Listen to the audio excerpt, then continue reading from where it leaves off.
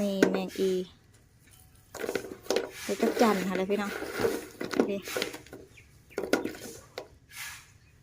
ห่อเงี้ยเอามาใส่เอามาใส่ตู้เย็นไว้สลบเป็ดเบิดเลยพี่น้องเอาบ่ห่อเอาออกมาโดนๆนี่จังหน่อยเพิ่นก็สิห่อเงี้ยอะไรเนี่ยเพิ่นคืนนี่ตัวปิดปีกออกแล้วก็จะเอิดแมงอีดำพี่น้องก็แบบจักจันนั่นแหละก็จักจันครั้งแน่กระสิตู้น้อยเขาจักจันจักน้อย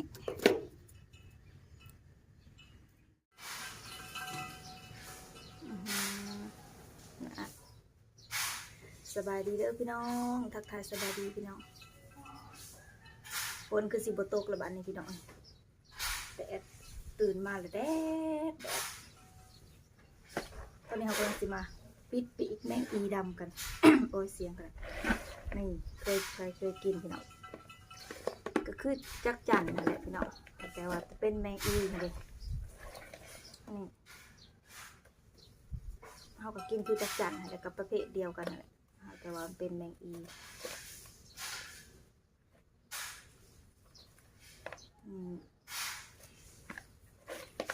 ก็จักจั่นเลยพี่น้อง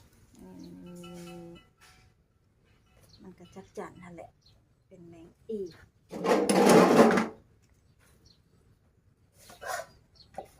จิกปีกมันออกก็จะเอาไว้แต่โตมันสิ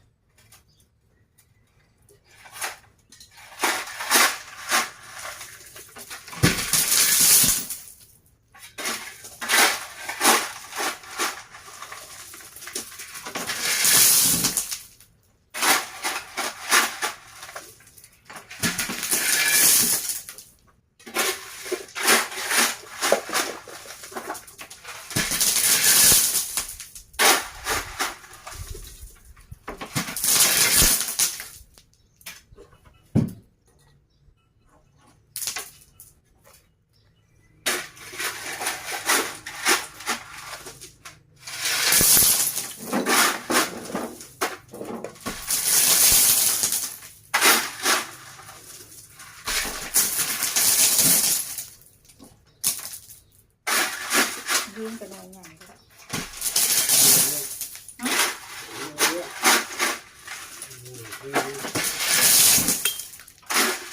หน่อยใหญ่กว่าเอาแล้วก็น้องเป็ดวันนี้โมเทสบอกไว้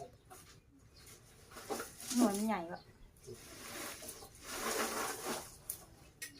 เท่กับขลุ่มโค้งเค็มหน่อย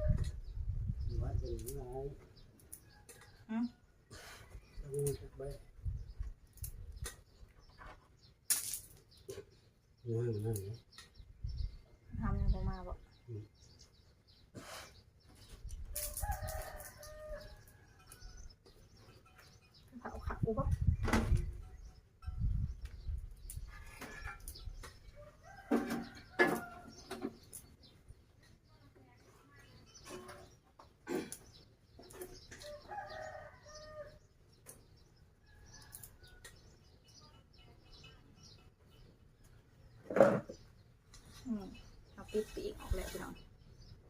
เผื่อสิปิดแล้วตายเต๋อพี่น้องปิดจนเมื่อยไปแล้วสมว่าแมงอีดำได้ดำดี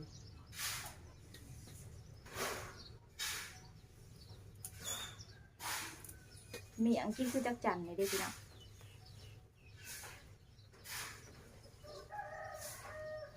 แบบเดียวกับจักจั่นเลย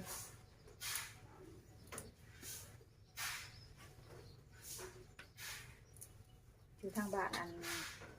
ที่อ้ายน้องไม้นะเขาจะเอาไปเลี้ยงอยู่บ้าน2 คนพี่น้องได้เขาจะเอาไปเลี้ยง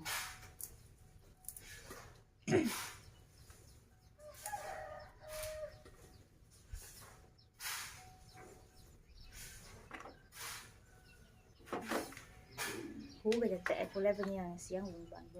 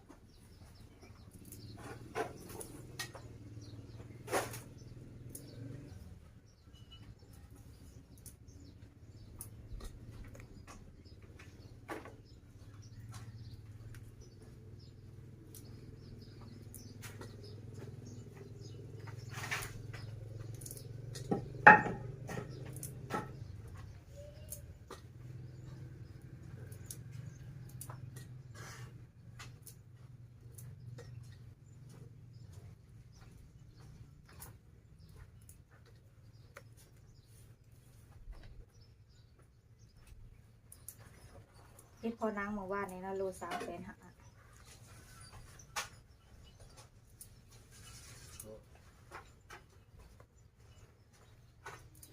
เกือบ600 500กับ300,000ได้300,000ดาว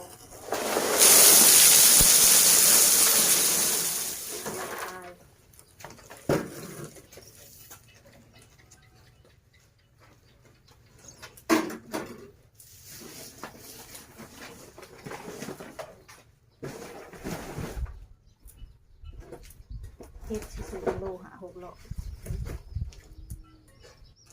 เดี๋ยวสิกิน